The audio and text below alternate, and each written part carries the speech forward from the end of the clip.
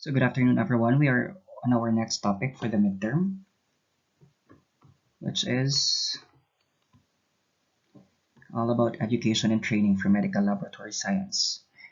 Our objectives for this lesson are the following. Number one, use terminologies appropriately. List and define the three domains of learning. List Bloom's taxonomy levels. And the last would be to apply Bloom's taxonomy levels to the construction of behavioral objectives. So let us first define, or let us first discuss what is Bloom's taxonomy. So Bloom's taxonomy was created in 1956 under the leadership of educational psychologist Dr. Benjamin Bloom in order to promote higher forms of thinking and education, such as analyzing and evaluating concepts, processes, procedures, and principles rather than just remembering facts, or what we call rote learning. It is most often used when designing educational, training, and learning processes.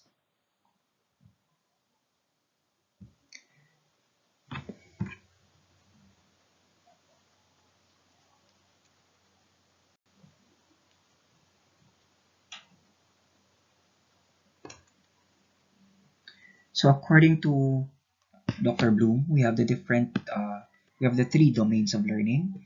First, you have the cognitive, then you have the psychomotor, and then you have the affective domain. To simply put, cognitive domain refers to acquiring and applying knowledge. Psychomotor domain refers to the ability to perform tasks or skills, while your affective domain refers to the attitudes or feelings of a person. In your cognitive domain, so the cognitive domain involves knowledge and the development of intellectual skills. This includes the recall or recognition of specific facts, procedural patterns, and concepts that serve in the development of intellectual abilities and skills. Originally, um, in the original domain, under the cognitive domain, you have knowledge, comprehension, application, analysis, synthesis, and evaluation. However, a student of Dr. Bloom, in the name of Lauren Anderson, revisited the cognitive domain in the mid 90s and made some changes. So the new domain now involves remembering, understanding, applying, analyzing, evaluating, and creating, wherein the last two most complex levels have been interchanged. So in the original domain, ang synthesis was second on the last. While in the last domain, your synthesis, or we also call that one creating, became the most complex part of the cognitive domain.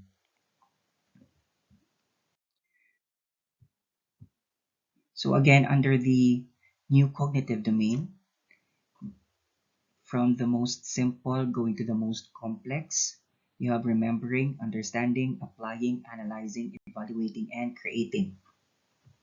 So let us discuss each of this one by one. So remembering is simply the recall or retrieval of previous learned information. Your understanding is comprehending the meaning, translation, interpolation, and interpretation of instructions and problems. This is where a person states a problem in one or in one's own words. You have next applying,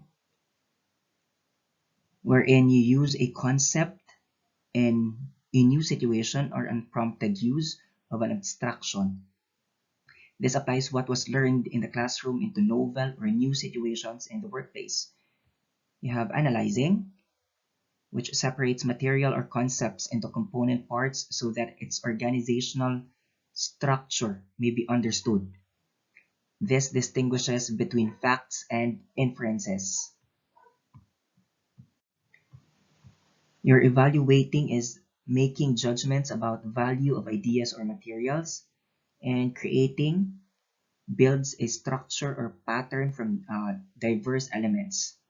This puts parts together to form a whole with emphasis on creating a new meaning or structure. So these categories can be thought of as degrees of difficulties. That is, the first one must be normally be mastered before the next one can take place.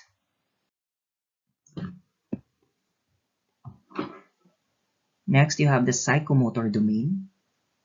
So the psychomotor domain includes physical movement, coordination, and use of the motor skill areas. Development of these skills requires practice and is measured in terms of speed, precision, distance, procedures, or uh, techniques and in execution.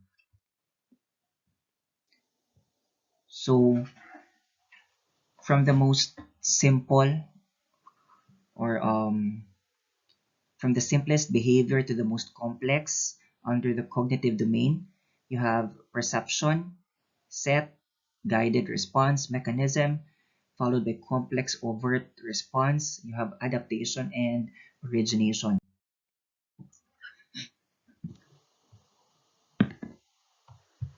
So again, your perception, or otherwise called as awareness, is the ability to use sensory cues to guide motor activity. This ranges from sensory stimulation through cue selection to translation. Set is the readiness to act. It includes mental, physical, and emotional sets. These these three sets are dispositions that predetermine a person's response to different situations, are sometimes called mindsets.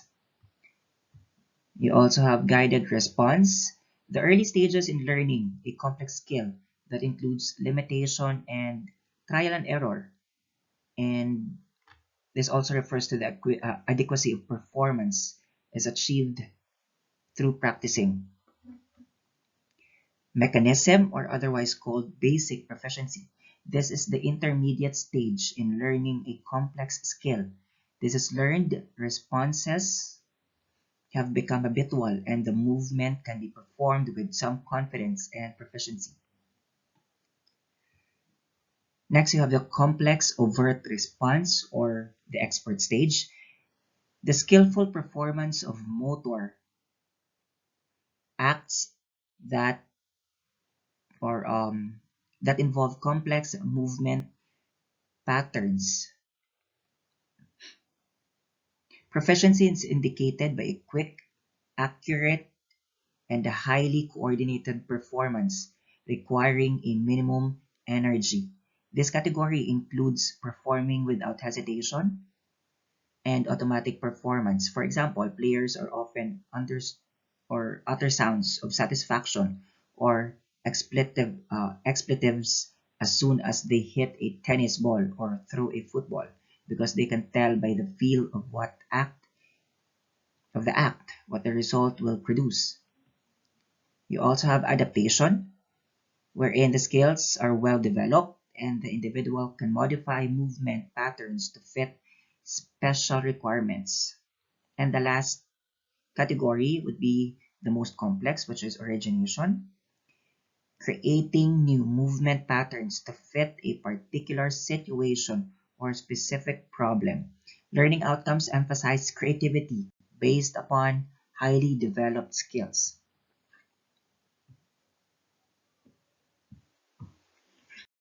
And the last domain would be the affective domain.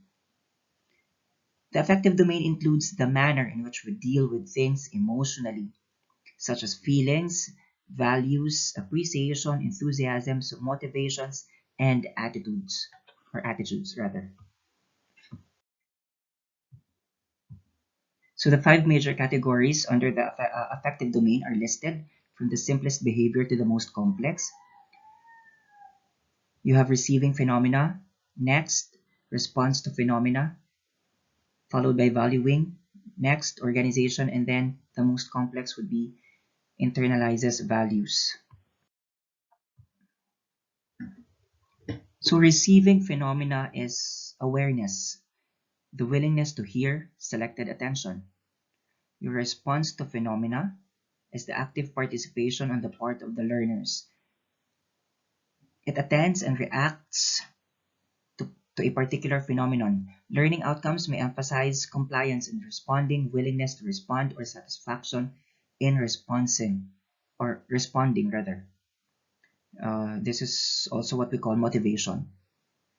Valuing talks about the worth or value a person attaches to a particular object, phenomenon, or behavior. This ranges from simple acceptance to the more complex state of commitment. Valuing is based on the internalization of a set of specified values, while cues to these values are expressed in the learner's overt behavior and are often identifiable.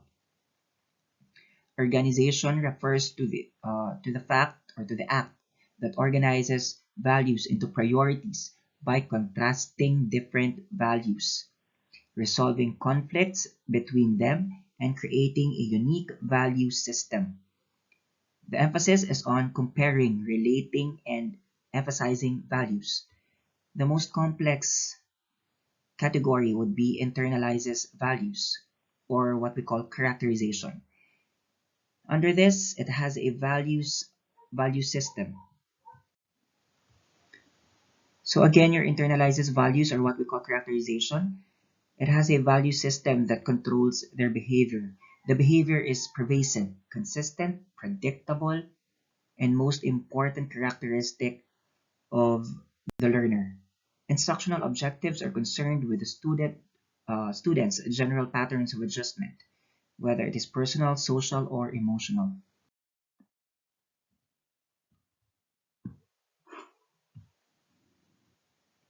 So we have in here the application of instructional objectives as learning outcomes. Educational objectives, or otherwise known as goals, are short-term statements that learners should achieve within or at the end of the course or lesson. So when setting educational or instructional objectives, we have to make sure that the setting of the objectives must follow the SMART criteria. Again, your SMART criteria stands for specific, measurable, attainable, realistic, and time. So, of course, the aims of the medical technology education, as stated by the Commission on Higher Education through Memorandum Order Number 14, Series of 2006, on policies, standards, and guidelines for medical technology education are the following. Number one, develop the knowledge, attitudes, and skills in the performance of clinical laboratory procedures needed to help make the physician in the proper diagnosis, treatment, prognosis, and prevention of diseases. Next, develop skills in critical and analytical thinking to advocate knowledge in medical technology or clinical laboratory science and contribute to the challenges of the profession. Third would be to develop leadership skills and to promote competence and excellence. And fourth, uphold moral and ethical values in the service of society and in the practice of the profession. So to demonstrate to students how to use a cell washer, guys, kindly follow the link in here and be able to watch that one.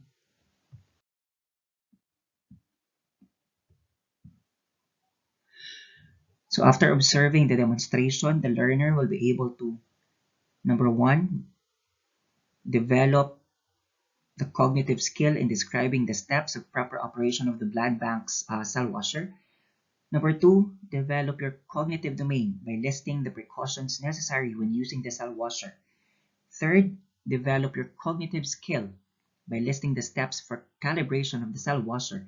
And fourth would be to demonstrate skill by using cell washer with acceptable performance for 5 patient samples.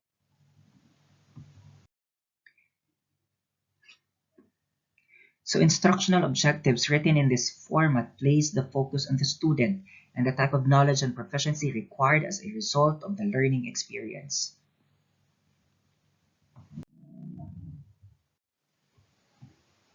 So a shift in focus from the learning process to the learning outcomes clarifies the intent of the instruction and sets the stage for evaluation of that instruction.